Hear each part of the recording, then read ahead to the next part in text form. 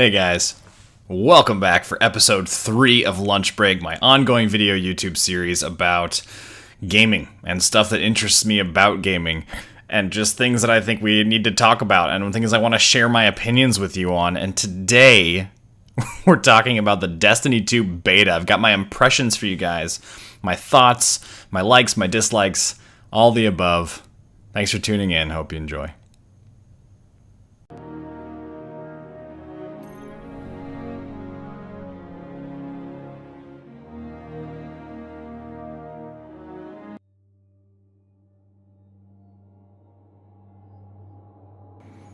Alright, so let's jump right in here, guys.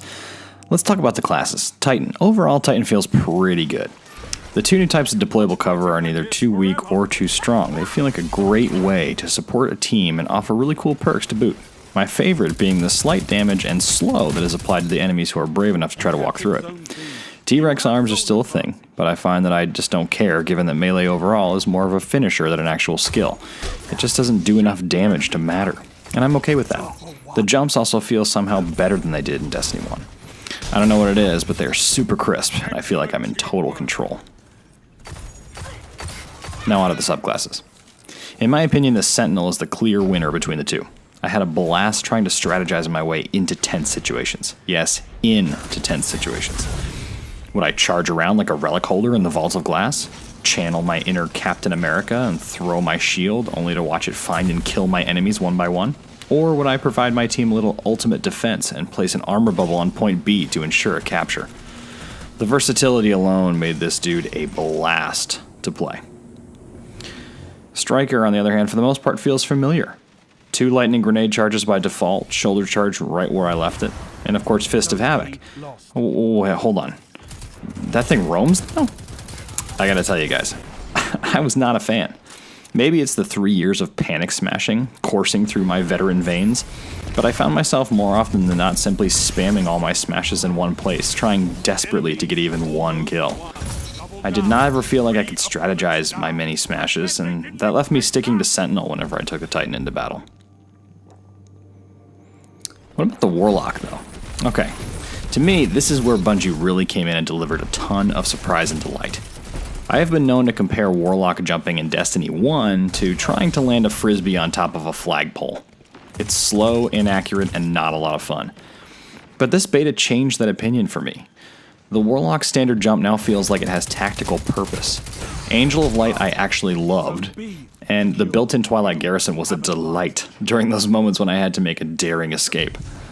I definitely could have been better about using the rifts, and I think that they're super cool, but I was usually playing with so many Warlocks there was already one on the ground. And how about those subclasses? Dawnblade was an absolute power trip for me. Firebolts feel impactful and responsive without being OP. Melees feel like they found their ranged sweet spot. And that sword. Man, oh man, it was fun essentially being able to fly and rain down hellfire on any who dare oppose me. Once I learned the arc and travel speed of those projectiles, I felt pretty unstoppable against anywhere between 2 and 4 enemies. Voidwalker I only tried a little bit of, and to be honest, I wasn't thrilled. The Slova Bomb, as it was called, was certainly interesting and definitely serves a neat tactical purpose in either forcing players to disengage and run from it or die. I think it'll be useful in game modes like Control, but I wonder its overall utility compared to the Dawnblade. Blink has a new sound, and it's amazing, and I think it feels smoother than Destiny 1 for sure. Easier to predict and control, but I also found myself struggling to make it work on the map selection that was available in the beta. 3 minutes. Now what you've all been waiting to hear about, the Hunters. Whew. Anyone who's known me for more than 5 minutes probably knows that I have a total of 53 days played on a Destiny 1 Hunter character alone. So you can imagine how hard my hype train was a-chugging when I found out I was going to be able to be a Palpatine Darth Maul hybrid and have 6 golden gun shots. But hold on, before we get there, I just want to point out that my favorite thing about the Hunter so far is the new weight and sound associated with the jump. It feels and sounds so full of purpose. I absolutely love it. This dodge, ballerina twirl, wispy juke thing, however, I'm trying so hard to see how this is useful. The cooldown is so damn long that I forget that I even have the dodge.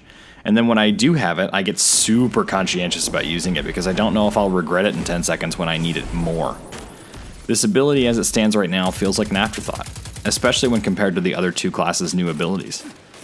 My hope for this is that it's brought down to about a 6 to 8 second cooldown within the perk tree, and that tertiary ability is actually replaced by something like a landmine that functions similarly to the ones used in the Prison of Elders in D1. Now on to the Cowboys and Ninjas. Arcstrider, on the surface, seems like it should be awesome. That I should get that feeling, that same sense of cool that I experienced when I popped a Blade Dancer for the first time in Destiny 1. Instead, I feel like a child who's trying desperately to wield a staff that is too heavy for me, and I keep stumbling and spinning in ways I didn't mean to. I'm sure that some of that will come with time, and learning these apparent so-called combos, but I guess I just wonder that if I couldn't get the hang of it during the beta, is the learning curve too steep? I played most of my Hunter time on Gunslinger. Definitely felt the most versatile between the two. All the grenades feel great, and the explosive throwing knife is a perfect additional utility. And the Golden Gun, while it felt way too short-lived in the beta for how long it actually took to charge it, it felt familiar enough.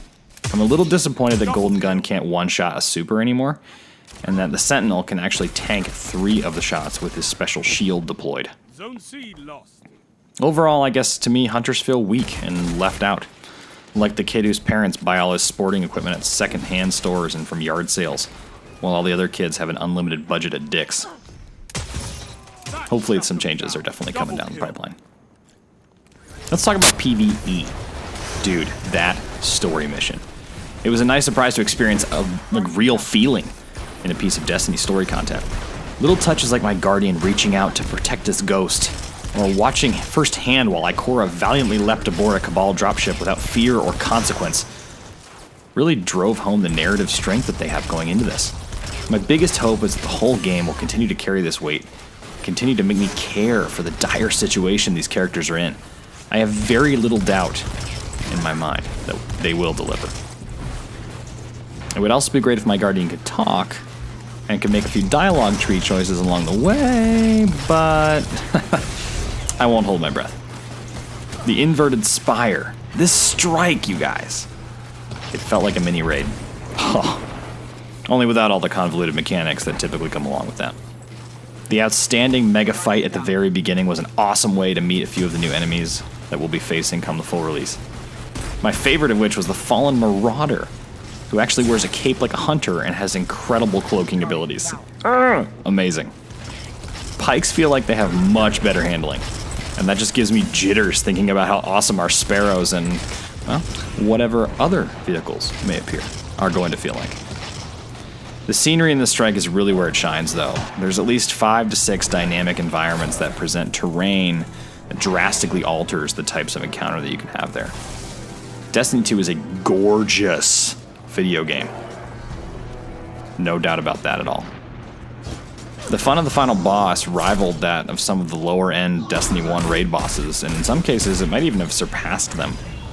This Vex Lord not only changed tactics 4 times, but also cycled through all 3 elements while intermittently dropping us Guardians thousands of feet into the depths of its domain at unexpected times. It forced my group to work together and think differently. I imagine that with Nightfall level modifiers, this bad boy is going to be more than infuriating, but in a good way. Now, last but not least, PvP. Control. Ugh, it feels so good to be home. This is the bread and butter of the Destiny PvP experience, and while it took me a bit to discover the beta's meta weapons, I can say that this version of the Crucible is a huge upgrade from Destiny 1. I'm going to break this one down by pros and cons. Pros. The longer time to kill is amazing. It's great to feel like I can disengage and recover my health and then jump back into the fight or regroup with my team. The weapon slots. I wasn't sure if I was going to like having essentially 2 primaries, but I actually love the balance and the versatile gunplay that results from this.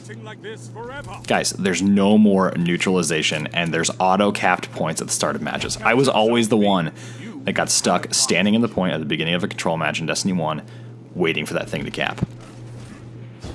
Team shots are everything. This is so cool. The buddy system makes you basically unstoppable.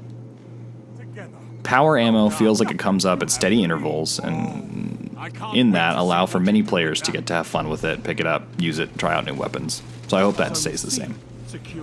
Some of the stuff I didn't like. Capture speed doesn't change anymore when more than one person occupies the space. This kind of sucks because I feel like it encourages teammates to abandon a single player, leaving them to be easily overrun. Rest in peace, sidearms and hand cannons. It's been real. Maybe Bungie will listen to the community and give these guys just a little bump back into relevancy. Ability and supercharge times are much too slow outside of rifts and barriers. I know it's a popular opinion, but I'm definitely in the crowd of folks saying that getting 0 to 1 super per game and having them all go off in the final seconds just isn't fun. And it turns Destiny into a primaries-based Call of Duty knockoff. I think that there could be more indications of precision damage being done from your weapons. Right now, body damage and headshot damage looks the same, and without there being any sort of headshot kill bonus points, I don't actually know when I got a precision kill. Rockets, linear fusion rifles, and grenade launchers feel completely underwhelming compared to the standard fusion rifle and the shotgun. The sniper rifle also had a little bit too much flinch on it for me, but once I got the hang of it and could sneak up and nail some headshots, definitely felt crispy. What about that countdown mode? I want to make sure I touch on this. That mode is pretty much exactly what I thought it would be. It's fun, it's like Trials, and the added mechanic of arming 1 of 2 points is actually really neat. I'll be curious to see just how sweaty it gets once the game actually launches. And a few last little things. I'm super excited for all the individual shader slots on all the gear. Oh, customization, guys. This is exactly what Destiny's all about. I'm still wondering why in the hell, in any version of Destiny 2, am I still getting pulled out of my menu during loading transitions? Come on, Bungie. You gotta fix that.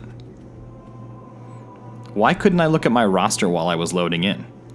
Was that a beta constraint? Or will that ship with the full launch? I certainly hope not, because I love being able to inspect my Guardians while I have to deal with the useless loading screen.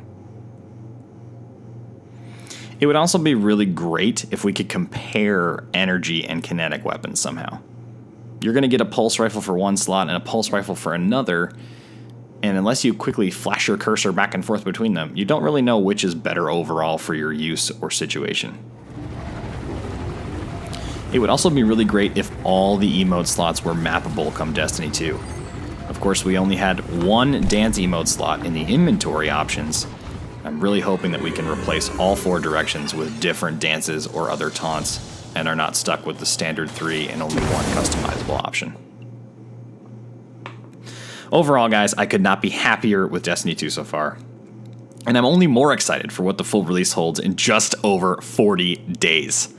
We'll definitely be talking a lot more about it, and make sure you check out my video of my tour from the farm. It's a real-time live reactions video, just that little brief clip from Twitch, and you can kind of see just how hype I get over what ultimately was a completely empty space devoid of all life. That's what I have to say about the Destiny 2 beta. Lots to like, a few things to dislike, but I'm sure Bungie is listening to feedback and will respond accordingly. I cannot wait for this game to come out, guys. Just a little over a month away. Oh, I'm so excited. This is exactly what I've been waiting for. Can't wait for us all to have a blast together on YouTube, Twitch, Twitter, just talking about it, getting the hype train rolling. I'm so excited. If you haven't hit that subscribe button down at the bottom, make sure you do. That way you can keep yourself updated on all the ins and outs of what's happening here on the YouTube channel. I'm going to be trying to be a little bit more active with these videos coming up here. Got a lot of big games coming out that I'm excited for, including Anthem. One of my future videos here, guys, will be about Anthem, and you won't want to miss it. So stay tuned right here. Thanks for coming today, guys, and we'll see you next time.